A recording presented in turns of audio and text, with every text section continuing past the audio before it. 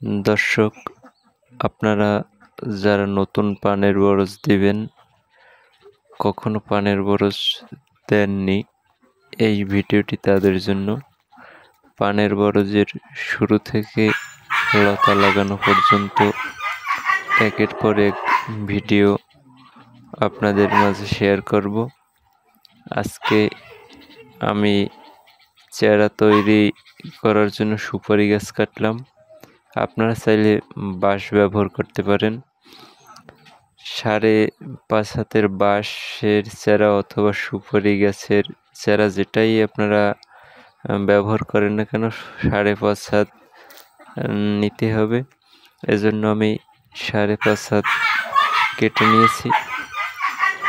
এরপরে চারা তৈরি করার ভিডিও আপনাদের মাঝে শেয়ার করব।